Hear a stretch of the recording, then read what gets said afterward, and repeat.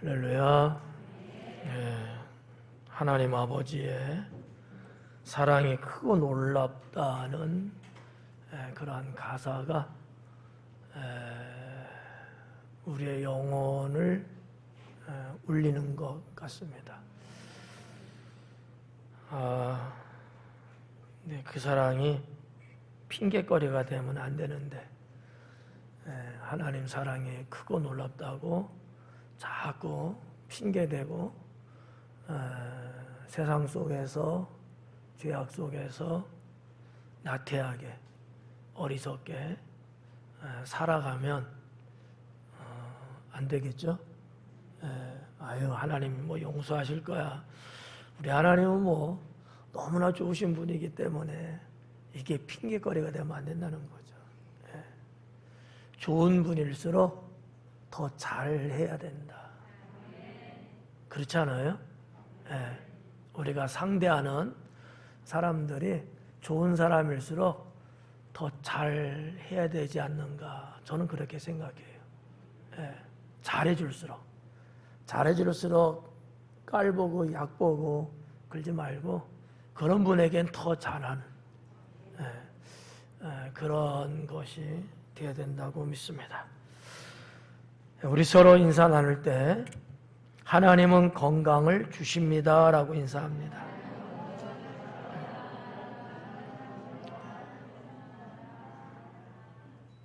이 층하고만 인사 한번 해봐야지. 2층을 볼 시간에 설교하다 보면 거의 없어요. 누가 앉았는지도 잘 몰라. 하나님은 건강을 주십니다. 이제부터는 안 볼 줄도 몰라요. 그렇다고 저 안 보면 안 돼.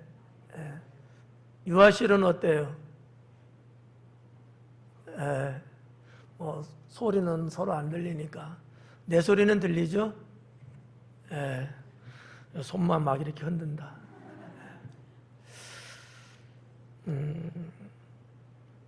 김수미 권사님 기도에도 표현했습니다만 지금 팬데믹이잖아요. 온 세계가 코로나19 바이러스 때문에 참 난리 아닌 난리. 이런 난리는 세상이 시작되고는 처음인 것 같아요. 전 세계적으로 이런 경우는 없거든요. 그냥 뭐 이렇게 지역적으로 뭐 유럽 아니면 아시아 아니면 아프리카 이 대륙 쪽 그렇게는 있을 수 있었지만 이 전 세계가 이런 경우는 없었죠.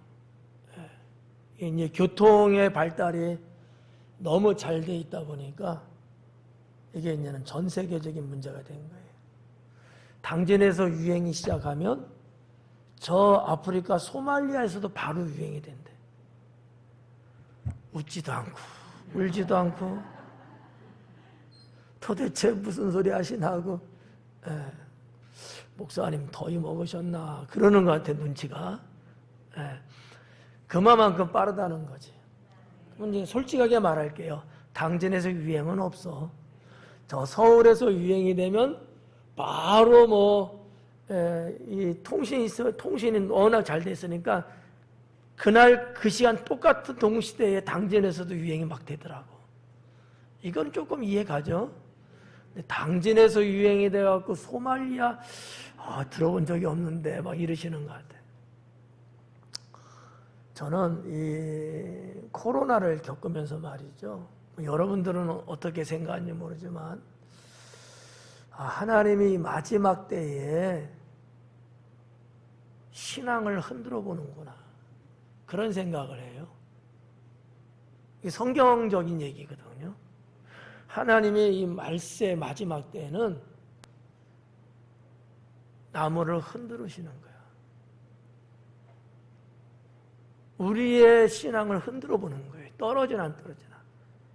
이게 여기도 지금 우리 지금 나무들이 있습니다만 싱싱하고 건강하고 튼튼하게 있는 저 나뭇잎들은 흔든다고 떨어져요? 안 떨어지잖아요. 근데 건강하지 못한 나뭇잎은 흔들면 떨어져요. 그냥 놔두면은 뭐 떨어지는 걸 잘 알 수 없지만 한번 흔들어 보면 떨어진다는 거지. 하나님이 그러신다 했거든요. 마지막 때에, 마지막의 마지막 때에는 주님이 흔들어 보신대요. 근데 흔드신다는 게 뭐 예전에는, 이 코로나가 있기 전에는 어떤 방식으로 하나님이 흔들까? 막 마귀가, 사탄이 막 역사해갖고 아니면 누군가의 핍박에 의해서 이런 쪽으로 많이 생각을 했거든요. 근데 코로나를 겪으면서 우리의 신앙을 이런 식으로 흔들 수 있겠구나. 여러분, 우리 코로나 겪으면서 직접적으로 여러분 핍박받고 그런 건 없잖아요. 누가 여러분을 막 유혹하고 막 이런 것이 뭐 엄청난 그런 건 아니잖아요. 그냥 공개적이고 대중적이고 전체적인 코로나 위험하고 죽을 수도 있다. 그러니까 방역해야 된다. 모이면 안 된다. 이런 어떤 간접적인 대중 매체를 통해서 나 스스로가 멀리하는 거거든요. 나 스스로가. 지금 우리 교회 여러분들은 뭐 코로나 있기 전이나 코로나가 있은 후나 전혀 안 바뀌고 다들 교회 나오셔서 예배 드리고 있어요. 이거는 기상천외한 얘기야.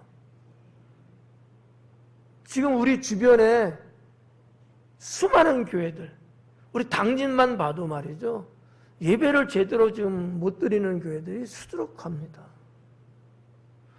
대도시일수록 더 심하겠죠, 아무래도. 예. 아예 교회가 문을 닫을 수밖에 없을 정도로 교인들이, 그 교회 교인들이 교회를 못 나가는 건지 안 나가는 건지 모르지만 아무튼 안 나가요. 이런 것 갖고 여러분 신앙이 흔들리고 나뭇잎이 떨어진다면 이보다 더 심각한 정말 물리적으로 내가 고통을 받아야 되고 죽을 수밖에 없는 그런 상황이 온다고 했을 때는 과연 신앙을 지킬 수 있을까요? 앞으로는 제 생각에 앞으로는 더 많은 시련과 유혹이 올 겁니다. 코로나19 이거는요 이제 시작에 불과한 거예요. 저는 그렇게 봐요. 이거보다 더 심각한 일들이 전 세계적으로 강타하고 우리의 생활 주변 환경 현장에서 분명히 더 많이 일어날 거다라고 저는 예측해 봅니다. 제가 예언가는 아니지만 그런 거를 느껴요. 그런 거를. 제가 예전에도 한 달, 두 달 전인지 몇 달 전에도 그런 얘기 했거든요. 똑같은 얘기는 아니지만 앞으로는 자동차 산업도 전기차, 수소차로 갈 텐데 30년쯤에는 아마 바뀔 거다. 그런 얘기를 제가 했었거든요. 미국의 대통령 바이든 그분이 어젠가 그젠가 그 얘기를 발표했어요. 미국의 자동차의 70%인지 몇십 프로를 2030년에는 바꾸겠다고. 시대의 흐름이라는 얘기죠. 세상의 흐름이 나는 관심도 없고 알지도 못하지만 그렇게 가고 있다는 거죠. 신앙적인 영적인 흐름도 우리가 좀 볼 줄 알면 얼마나 좋을까. 예. 코로나만 말할 게 아니고 그것만 생각하는 게 아니고 이게 어떠한 역사로 세상을 바꿀 건지 이러한 현상들이 우리의 신앙하고는 어떤 관계가 갈는지 그럴 때 우리는 나는 어떻게 그러면 대처하고 살아갈 것인지 이런 부분들을 우리가 조금 민감하게 관심 있게 본다면 나름대로 좀 방어할 수도 있지 않을까. 물론 모든 여러분들이 다 이런 분야에 대해서 이렇게 민감도를 높이지는 못할 거예요. 목사는 근데 예외겠죠. 자연적인 현상 같은 거지만 이것을 신앙과 영적인 세계하고 한번 비교 분석해 보는 거죠. 이런 일이 왜 갑자기, 그것도 주님이 말씀하신 세상 말세에 일어나고 있고, 이것이 전 세계에 있는 교회에 미치는 영향이 지금 어느 정도인가를 계산해 볼 때 심각하다고 말할 수밖에 없지 않느냐라는 거죠. 우리는 심각하게 안 받아들이는지도 몰라요. 변함없이 지금 신앙생활을 여러분 똑같이 하고 계시니까. 근데 여러분, 정말 저 바깥에 있는 다른 교회, 다른 어디를 가서 보시면 말이죠, 피부로 느껴질 만큼 심각하다는 거죠. 바라기는 여러분의 신앙이 건강하길 바랍니다. 여러분의 영육이 건강하기 바랍니다. 아무리 하나님이 테스트한다고 흔든다 할지라도, 그 흔드는 이가 하나님이라 할지라도 여러분은 흔든다고 해서 흔들려서 떨어지는 자가 되지 말고 끝까지 주님을 붙잡고 살아남는 그러한 성도가 되기를 주님의 이름으로 축원합니다. 오늘 말씀의 제목이 건강한 삶을 살려면이 되겠습니다. 건강한 삶을 살려면 우리가 어떻게 해야 될까? 건강이라는 단어예요. 이 건강이라는 단어는 한자로 보면 튼튼할 건자에 편안할 강자예요. 외우지 않아도 돼. 그러니까 무슨 얘기냐면 국어사전적으로 보면 이런 거야. 육체적으로나 정신적으로 편안하고 안전한 것을 말한다는 얘기야. 제가 한번 써놔봤어요. 국어사전에 뭐라 되냐면 정신적, 육체적으로 탈이 없고 튼튼함을 말한다. 예. 육체적이나 정신적으로 탈나지 않고, 예. 그냥 튼튼하다는 거야. 튼튼하다는 거야. 이게 건강이래요. 성도 여러분, 건강하십시오. 제가 지난 시간에도 말씀드렸죠. 목사인 저에게는 여러분의 건강이 가장 큰 문제고 가장 중요하다. 예. 여러분이 건강을 잃어버리면 목사를 아프게 하는 거고 교회를 힘들게 하는 거다. 더 나아가서 하나님 영광을 가리우게 된다. 그러면 어떻게 해야 돼요? 건강해야 돼. 지금처럼 그러면 안 돼. 지금은 비실비실한 것 같아. 말도 못 하잖아. 네. 건강하지 못해갖고. 어떻게 해야 돼요? 네. 꼭 두 번째 가야지만이 이렇게 나와. 하여튼 희한해. 네. 자, 옛날에는 말이죠. 대부분 건강을 육체로만 생각을 했습니다. 그러나 이제는 정신의 세계까지 폭넓게 이야기를 하고 있습니다. 한자적으로 건강은 육체나 정신이나 다 포함된 거지만 옛 시대는 정신적인 건강에 대해서는 거의 말 안 했어요. 육체적인 건강만 많이 말했다는 얘기입니다. 현대사회는요, 복잡하고 다양하고 풍성하면서도 부족해요.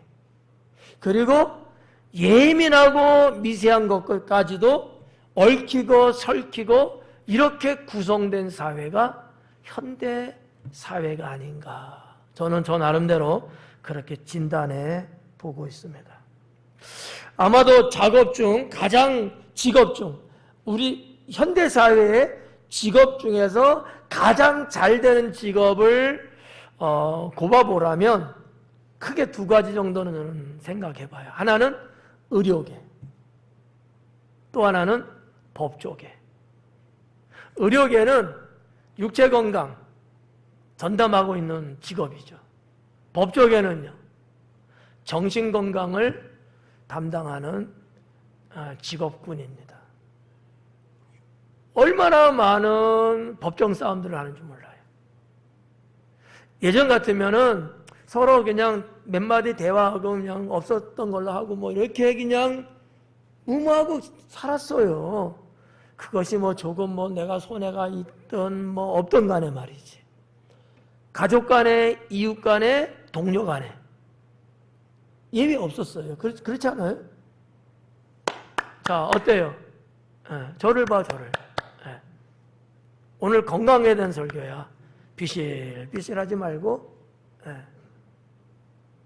근데 현대사회는 껄핏하면 소송 걸고 법정에 가요.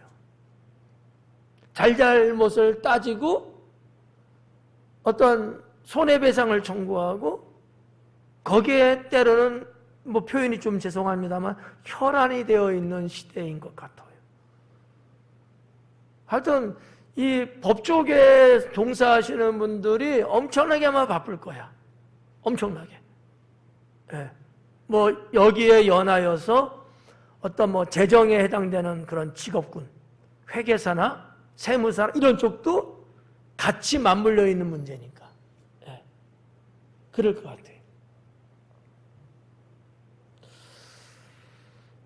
웃을 수만 없는 것은 모든 인간은 병을 달고 산다 라는 말이에요. 모든 인간은, 모든 사람은 다 병을 갖고 있다라는 거지. 이게 웃기기도 하지만 슬프기도 한 거야. 요즘 신조가 뭐라 그래요? 우픈.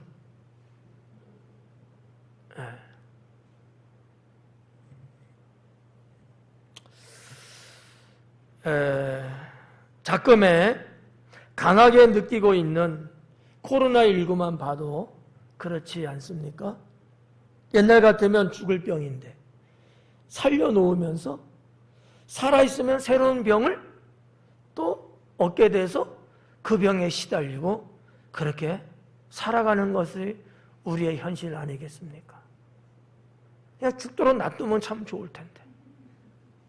굳이 살려놓으면서 돈 가져가고 그것 때문에 돈 벌어야 되고 그러면서 또 병을 또 얻게 되고. 좀 이해가요? 난 이해가 안 가. 정말 아이러니해. 아니 그냥 적당히 살다가 그냥 죽으면 뭐 되지 뭐. 우리가 여러분 100년을 더 산다고 해서 특별하게 달라진 것 있겠어요? 없어요. 차라리 편하게 그냥 가면 좋아. 근데 굳이 100살까지 120살까지 살래. 누구를 위한 건지 모르지만. 근데 건강하게 120살까지 살면 어때요? 괜찮잖아요. 돈도 좀 있고 살만하지 않아요? 근데 보니까 그렇게 사는 사람은 없더라고요. 없더라고. 자식들한테 괜히 집만 된다는 얘기 하잖아요. 여기에 한 가지 더 있는데 영적인 건강이에요. 사람은 이 세 가지, 육, 정신, 영, 세 가지잖아요. 이 세 가지를 가지고 있는데 이 세 가지가 다 건강해야 되죠. 제가 소망하는 바는 여러분들은 그래야 된다는 거죠. 육체도 건강하시고 정신도 건강하시고 영혼도 건강하시고 건강하셔야 된다는 거예요. 어떻게 보면 여러분의 건강 때문에 싸워야 되는 때가 아닐까 할 정도로 이게 너무나 필요한 시대다라는 거죠. 셋 중에서 어느 하나라도 건강하지 못하다 하면 인생은 고달파지기 시작합니다. 그리고 그것 때문에 불행이 찾아오게 됩니다. 김병에 효자 없다 그러잖아요. 좀 전에도 말씀드렸다시피 오래 살 수는 있지만 과연 건강하게 오래는 살 수는 있겠느냐라는 거지. 그래서 이런 것들 때문에 가족적인 여러 가지 심리적인 변화와 다툼이 계속 끊임없이 이루어지고 있더라는 얘기예요. 제가 주중에 인터넷에 올라온 어느 기사를 이렇게 봤는데 어느 어머니가 자신의 딸을 살해해서 법정 구속 재판이 1심에 4년이 나왔고 2심인가에서는 1년 감화여서 3년이 형이 떨어졌어요. 어머니가 자기 딸을 죽인 거예요. 왜? 그 딸이 조현병에 걸려가지고. 이 어머니가 원래 공무원인데 공무원 직업을 수행할 수가 없는 거예요. 이 딸이 어렸을 때부터 조현병이라서. 그래갖고 긴 말은 안 할게요. 뭐 읽어보신 분들도 있을 테니까. 아니면 끝나고 읽어보시고 한번. 23년 동안 이 딸을 병수발을 했다는 거예요. 네, 집안에서만 이 딸이 이렇게 있는 게 아니고 바깥으로 다니고 하면서 막 사건도 저지르고 사람들한테 뭐 자기 정신이 좀 혼미할 테니까 막 욕설도 퍼붓고 막 여러 가지 문제.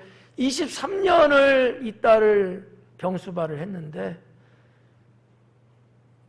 이 부모님은 이제 연세가 점점 많아지시면서 내가 언제까지 살 수 있을까? 우리 부모, 남편도 있어요. 우리 부모가 만약에 죽으면 이 딸은 어떻게 될까? 뭐 이런 여러 가지 고심 속에서 아마 결국 사랑하는 딸을 자기 손으로 죽이는 결론에 도달하고 말았습니다. 참 안타까운 사연이죠.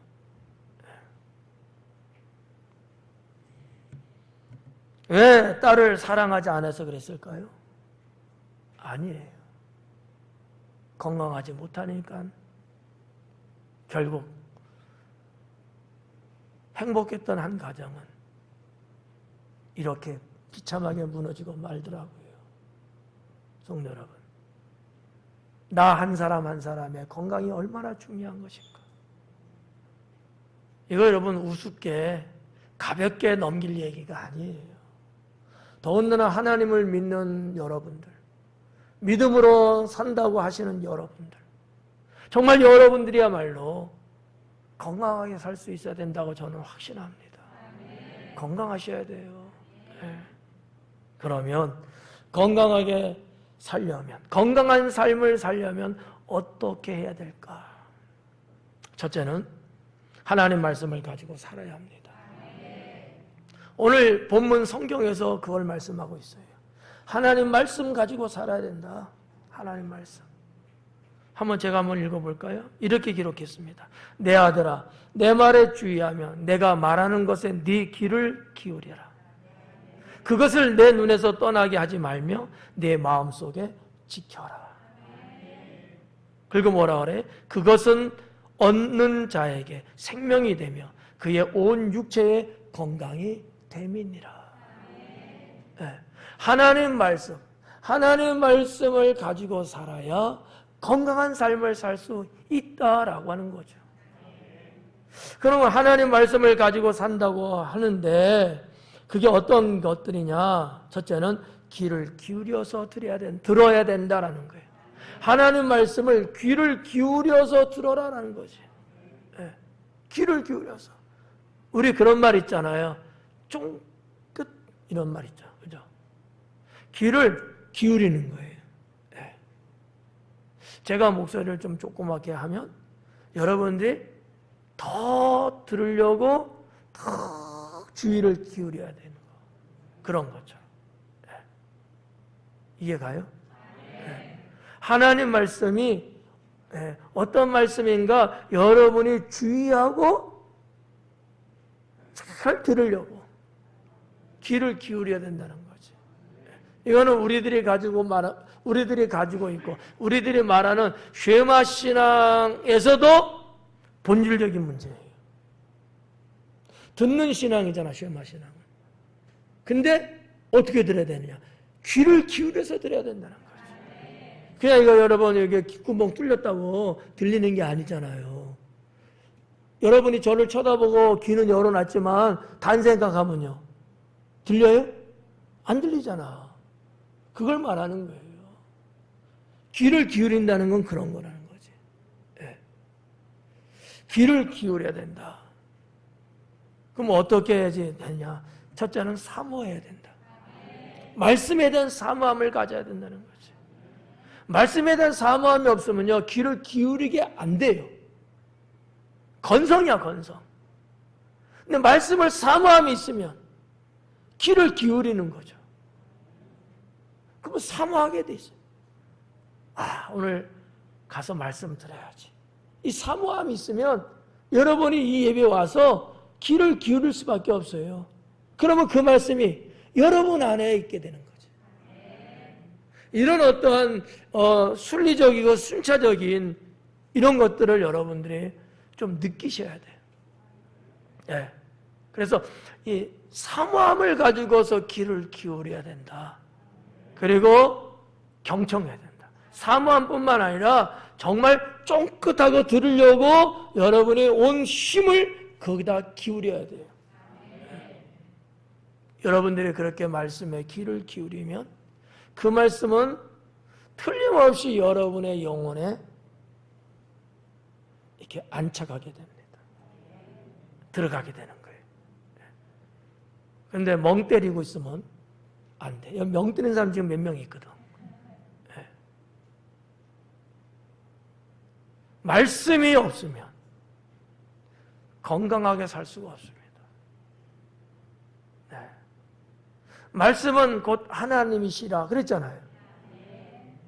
근데 그 하나님이 말씀으로 오늘날 우리에게 오시는데 내가 그 말씀을 내가 받아들이지 못하는 거지. 어떻게 되겠어요?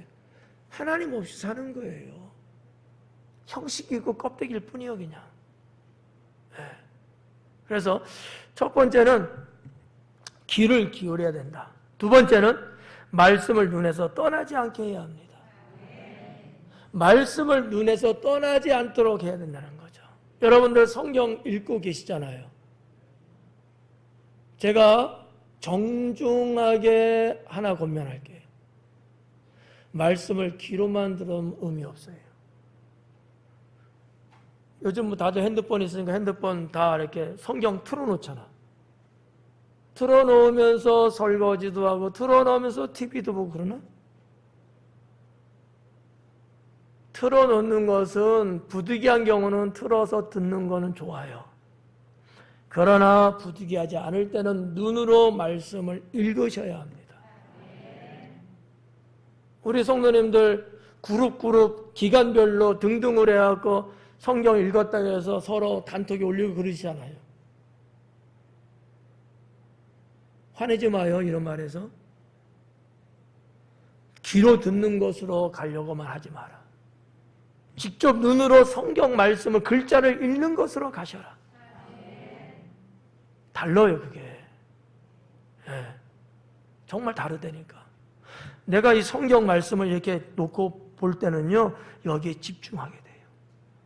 근데 틀어놓고 그냥 들으면요, 단 생각도 하고 신경이 그쪽 말씀에만 안 가요. 흐트러져요, 흐트러져. 같을 수가 없죠, 두 가지가. 그런데 성경은 뭐를 말씀하는 거예요? 말씀의 눈이 가게끔 하고 눈이 말씀에서 떨어지지 않게 하라는 거예요. 네. 물론 이 잠언이 3000년 전에 써졌기 때문에 그 시대는 핸드폰이 없었으니까, 녹음기가 없었으니까 이렇게 기록했는지는 모르겠지만, 그럴지라도 하나님이 그 시대에 이렇게 말씀 주셨으니 우리는 이 말씀대로 가는 게 맞다. 맞다. 그리고 실제적으로 제가 테스트를 해봤어요. 들을 때하고 눈으로 볼 때. 이 말씀이 나에게 미치는 영향이 어떤가 제가 한번 임상 실험을 해봤어요. 천지차이입니다. 네. 목사가 여러분 뭘 안 해봤겠어요? 이것저것 다 해보죠.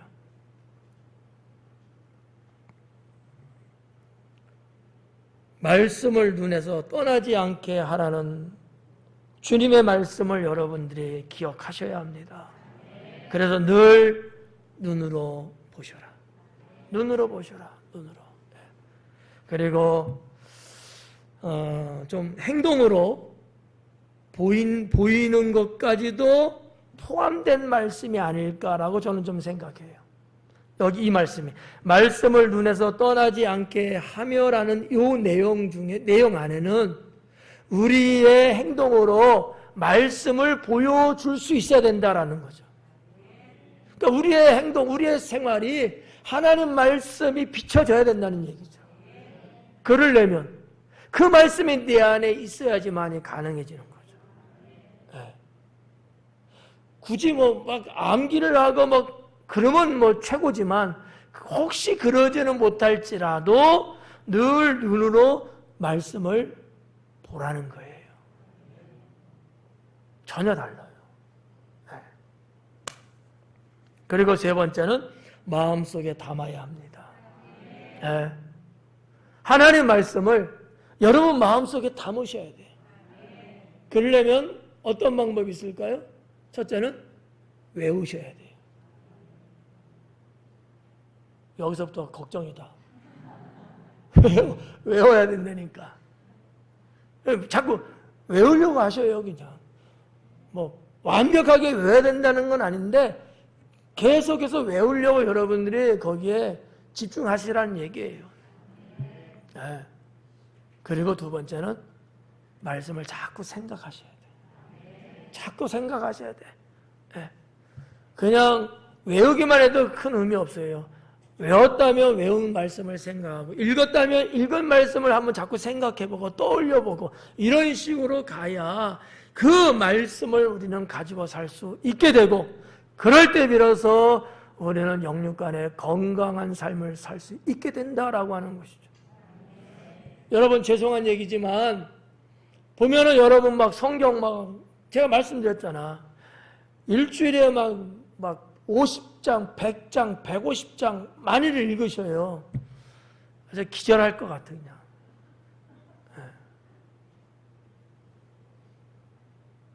그렇게 읽고 여러분 다른 생활은 어떻게 해? 100장 읽으려면요 몇 분 걸려? 한 장에 3분만 잡아도요 읽으려면 그럼 몇 분이에요? 계산 빨리 해봐. 한 장에 3분, 100장을 읽어. 몇 분? 300분이면 몇 시간? 5시간을 하루에 5시간을 내가 일주일에 5시간을 투자하는 거야. 별거 아닌 것 같지만 꼭 그렇지 않아요. 많은 시간이거든. 더 문제는 뭐예요? 정말 그 읽은 말씀이 내 생활 속에서 있느냐라는 거지. 좀 이상하죠? 목사가 성경 많이 읽는 것 같고 뭐라는 것 같아서. 많이 읽는다는 게 나쁘다는 건 아니에요. 좋죠. 많이 읽을 수만 있다면 좋죠. 그러나 읽은 말씀을 자꾸 반복해서 좀 외우려고 하고 그 말씀을 자꾸 생각을 자꾸 생활 속에서 자꾸 하는 게 중요하다는 거지. 예. 그래서 제가 제시한 게 뭐예요?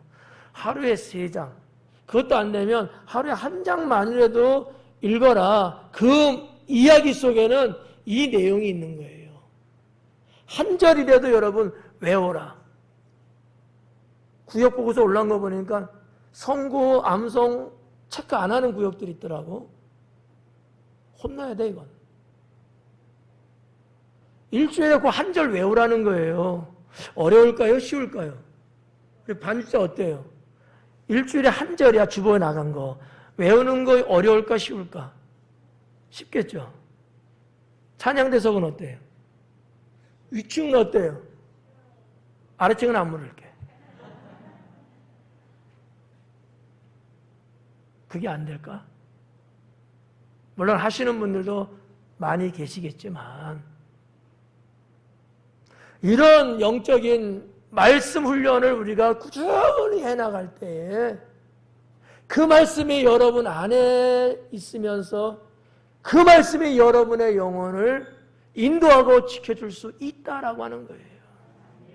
그래야지 말씀이 생활 속에서 툭툭 생각이 나고 생각에 말씀이 나니까, 말씀에 생각이 나니까 생활 속에서 내가 함부로 행동 못하고 죄, 유혹 등등의 이런 것들에서 싸워서 이길 수 있게 되잖아요. 그런 신앙이 돼야 된다는 거지. 그런 신앙. 두 번째로 건강한 삶을 살려면 마음을 지키며 살아야 합니다. 마음을 지키며 살아야 된다. 여러분들이 너무나 잘 알고 있는 말씀이잖아요. 여기 본문으로 읽은 거 모든 지킬 만한 것 중에 더욱 네 마음을 지켜라. 웬만한 성도님은 이 말씀은 외우지는 못할지 몰라도 다 아는 거야. 너의 마음을 지키라고 하는 거거든요. 사실상 어떻게 보면 서로 더불어 사는 이 세상 속에서 건강하게 살지 못하는 사람들의 유형을 나름대로 분석해 보면 자기의 마음을 못 지켜서 건강하게 못 살더라고요. 건강하게. 오늘 설교에서 건강은 육체적인 질병적인 건강만 말하는 건 아닙니다. 정신적으로, 영적으로 모든 것 다 포함한 거예요. 사회적으로 다 포함된 겁니다. 자기 마음을 지키지 못하기 때문에 건강한 삶이 못 되는 거야. 여러분, 건강한 삶이라는 게 뭐예요? 한번 제가 쭉 한번 그냥 읽어만 볼게요. 시간이 안 되니까. 시비와 대적자가 없을 때. 건강한 삶이 뭐냐? 내가 시비거리가 없고 나하고 싸움질하는 그런 사람이 없는 거예요. 이런 사람이 건강한 삶을 살고 있는 거예요. 슬픔이나 고통이 없고요. 질병과 사고가 없고요. 이런 사람들은 건강한 삶을 살고 있는 거야. 또 반면에 화평과 사랑이 있고 나눔과 섬김이 있고 대화와 배려가 있고 만족과 형통이 있는 사람은 지금 건강하게 살고 있다는 얘기예요. 네. 여러분의 마음을 지키며 살아갈 때 비로소 건강하게 살 수 있다는 거예요. 몸은 건강한데 생각하는 게 건강하지 못해. 생각하는 게 이상해. 생각하는 게 마음 품는 게 이상해. 몸은 뭐 얼마나 건강한지 몰라. 근데 마음 씀씀이가 틀려 먹었어. 생각하는 것이 잘못되어 있어요. 이런 사람들이 많이 있거든요. 이런 사람이 과연 건강하게 살 수 있을까요? 살 수 없어요. 마음을 지키라는 주님의 말씀을 여러분 잊어서는 안 됩니다. 마음을 지켜야 돼. 그러려면 뭘 어떻게 해야 될까요? 마음을 하나님께 두셔야 합니다. 여러분의 마음을 하나님께 두라는 거예요. 마음을 엉뚱한 데다 두지 말고 언제나 하나님께 두라는 거예요. 하나님께. 물론 간간히 때로는 필요에 따라서 다른 어떠한 것에 예를 들어서 물건이든 사람이든 때로는 어떠한 사건에 둘 수는 있어요. 그러나 근본적이고 가장 원천적인 거는 하나님께 둬야 된다는 거죠. 하나님께. 마음을 하나님께 두고 살아야 합니다. 네. 돈에다 두지 말고 명예 건재 두지 말고 어떤 이성에 두지 말고 잡다한 부스러기 이런 시시콜콜한 것에 여러분 마음 거기다 뺏기지 말고 하나님께 여러분의 마음을 두셔라. 하나님께. 그러려면 주님을 늘 가까이 하셔야 합니다. 그리고 신앙으로 살아가면서 언제나 주님께 집중하셔야 합니다. 하나님의 일에 집중하셔야 합니다. 신앙적인 것에 집중하셔야 합니다. 집중해야 된다는 거예요. 교회 와서만 아니고 여러분의 일반적인 삶 속에서 하나님께 집중하고 하나님의 일에 집중하고 하나님이 원하시는 것에 집중하고 집중해야 돼요. 신앙적이고 영적인 일에 집중하셔야 되는 거야. 물론 직장에서 일도 하시고 사람을 만나기도 하시고 다른 것들도 다 물론 하지만 그러면서도 언제나 중심에서 하나님께 마음을 두셔야 된다는 거죠.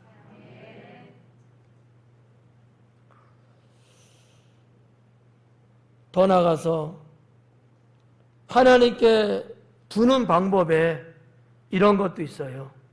정성으로 해야 된다. 여러분들 신앙생활 하고 계시잖아요. 예배를 드리는 것도 정성으로. 네. 주님의 일을 할 때도 정성으로. 정성이라는 게 뭐예요? 마음을 쓴다는 얘기잖아요. 마음을 쓴다는 거. 여러분이 하나님께 하나님 안에서 살아가는데 여러분이 스스로 헌신하는 방법도 마음을 주님께 두는 것이 될 수 있습니다. 헌신할 때. 마음이 없는 사람이 헌신 안 해요. 마음이 있는 사람이 헌신하는 거거든요. 성령의 감동을 받아서 마음이 움직일 때 헌신하는 거거든요. 그러지 않는 사람은 헌신 안 합니다. 헌신할 수가 없어요. 그러니까 정성을 기울인다든지 내가 헌신을 한다든지 이런 걸 통해서 집중하는 거예요. 집중. 여러분이 지금 말씀을 들으시면서 지금 말씀에 집중하고 계시듯이 집중하면 쑥쑥 들어오거든. 집중하면. 하나님께 마음을 둔다는 건 그런 거라는 거죠. 집중해야 된다는 거예요. 네. 공부하는 학생이 선생님 가르쳐 주시는데 집중하면은 그 내용이 쏙쏙 들어올 거 아니에요. 집중 안 하고 산만하면요. 하나도 안 들어오죠. 네. 이런 학생은 건강한 학교 생활 하기는 좀 어렵죠. 밖에서 뛰어노는 것만 건강해요? 아니잖아요. 학생이니까 공부도 열심히 하고 친구들하고 교제도 잘하고 밖에 나가서 때로는 여러 가지 유틸리티 같은 그런 어떤 프로그램 같은 것들도 성실하게 잘하면서 모든 것이 전인격적인 그렇게 움직일 때 그게 진짜 건강한 거죠.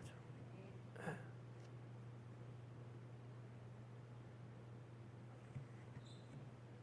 그리고 마음을 지키며 사는 데 있어서 필요한 게 뭘까? 감정을 잘 관리하셔야 합니다. 감정을 잘 관리해야 된다. 감정. 제가 누누이 강조하고 말씀드리는 거죠. 자신의 감정을 잘 관리해라. 이 감정 관리 못해서 건강하게 못 살아요. 네. 어떤 사람은 늘 실수를 계속 반복합니다. 감정 관리 못해갖고. 건강하지 못한 거예요. 네. 그러니까 감정 관리를 잘하는 사람들은 대체적으로 건강하게 삽니다. 울그락불그락 안 하거든요. 큰 인생의 변화가 없어요. 나쁜 변화가. 잔잔한 호수같이. 그런 데서는요, 서쪽 하늘로, 서쪽 바다로 떨어지는 낙조를 아름답게 볼 수 있어요. 근데 이 감정 관리가 못되면 그 낙조가 때로는 울분이 되기도 하고 폭력이 되기도 합니다. 그 아주 미미하게 심리적인 변화가 생긴다는 거죠. 감정 관리를 하는데 어떻게 해야 될까? 기분 조절을 잘 하셔야 합니다. 여러분 기분 난다는 거 있잖아요. 네. 기분 조절을 잘 하셔야 돼요. 제가 가끔씩 우리 성도님들한테 이런 걸 물을 때가 있어요. 컨디션 어때요? 이렇게. 네. 상태잖아, 컨디션이라는 것은. 근데 이것을 의역하면 기분을 말하는 거야. 상태가 어떠냐라는 얘기인데, 네. 기분 어때요? 이런 얘기예요. 기분 조절을 잘해야 돼. 기쁜, 즐거운, 슬픈, 괴로운 이런 기분이 다 기분이잖아. 이 조절을 잘해야 돼요. 살다 보면 뭐 기쁘지 않을 때도 있지 뭐. 안 그래? 그렇지만 그걸 조절하는 사람과 조절 못하는 사람은 결과에 가갖고는 천지차이입니다. 네. 없는 것도 내가 얻을 수 있고 가지고 있는 것들 다 폭망할 수 있다는 거죠. 기분 조절 못하면. 거기에 영적으로 사탄이 틈타기 시작하면 다 죽었어. 그냥 이거는 다 훔치는 거야. 막 그냥. 기분 조절 안 되면 가까우면 죽어. 막 이러고 막 때리는 거야. 기분 조절이 안 되잖아. 아까 조현병 얘기도 했습니다만 이 감정 조절이 안 되잖아요. 그러니까 눈에 뵈는 게 없지. 기분 조절. 쉬운 말로 드리는 거예요. 기분 조절을 여러분 하려고 항상 노력하셔야 돼요. 이 훈련을 하셔야 돼요. 살면서 하루에도 얼마나 많은 기분의 변화가 생기냐 이거예요. 이거 조절을 내가 할 수 있는 능력을 갖추셔야 돼요. 그래야 여러분 건강하게 살 수 있어요. 여러분 옆에 있는 사람이 행복해질 수 있고요. 내가 누군가는 해치지 않을 수 있게 되는 거죠. 예, 정말 중요합니다. 저도 지금 기분 조절하고 있거든요. 계속 졸고 있는데 뭐라고 안 하잖아. 기분 조절하고 있는 거야 지금. 오늘따라 설교 내용이 이건데 어떻게 해? 기분 조절해야지. 웃자고 한 거예요. 이러면 또 좀 깨나거든. 예. 그리고 이제 뭐 스트레스를 뭐 억제한다거나, 예. 스트레스 오죠? 예. 이거를 억제 능력을 가져야 돼요. 억제는. 오는 그대로 다 받아가고 다 품어버리면 이것도 다 죽어. 예. 그러면 옆에 있는 어린 자식들은 불안에 떨기 시작해요. 불행해집니다. 그러니까 스트레스를 억제할 수 있는 거.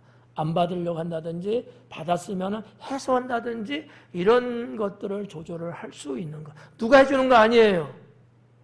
1차적으로는 본인들이 하려고 노력하셔야 돼. 2차적으로는 주변 사람이 좀 도와줄 수는 있어요. 네. 그리고 마음을 지키며 살아야 되는데 세 번째는 은혜 상태를 잘 유지하셔야 합니다.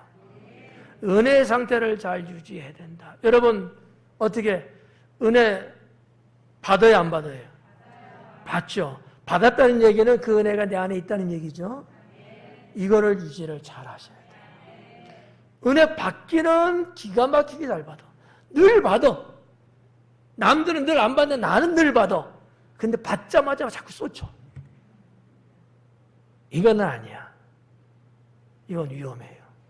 그러니까 하나님께 은혜를 받는 것을 잘 유지를 하셔야 돼요.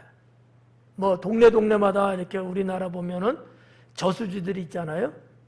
저수지. 크게는 이제 댐이죠. 어때요? 그 가다 놓은 물을 이걸 잘 유지해야지만이 물이 필요할 때 공급할 거 아니겠습니까? 근데 뭐 산에로부터 뭐 들로부터 쭉 유입되는 물량은 늘 있어요.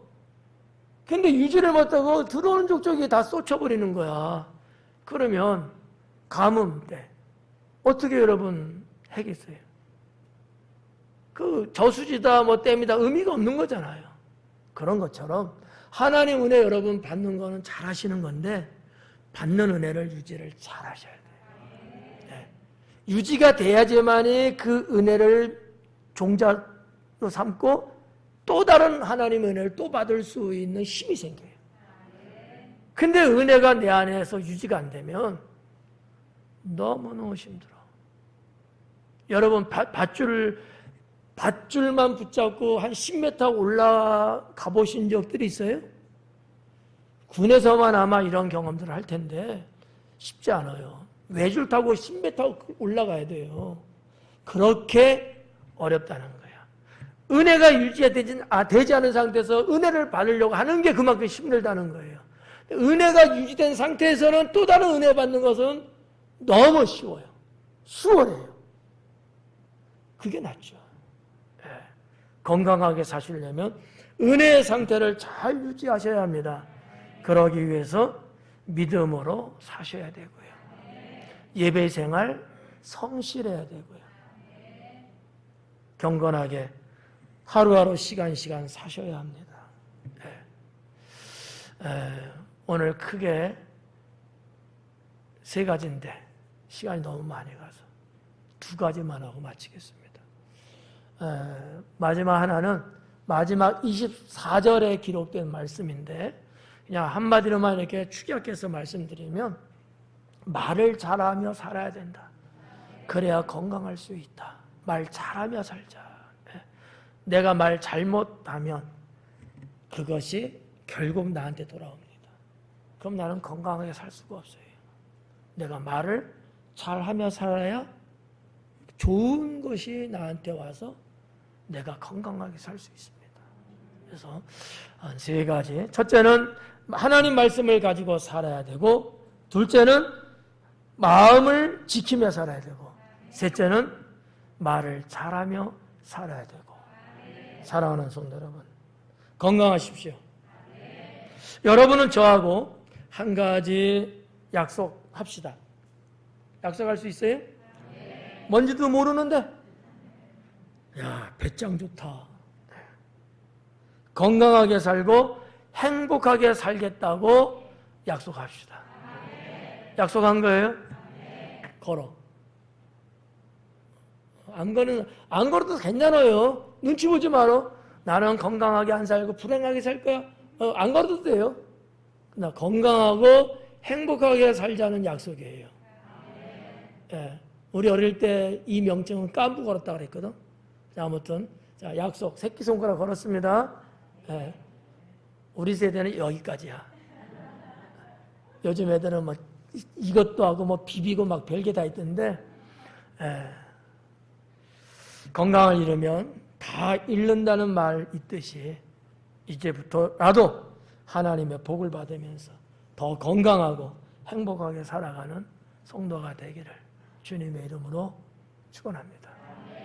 이 층도 그렇게 되길 축원합니다. 네, 기도하겠습니다.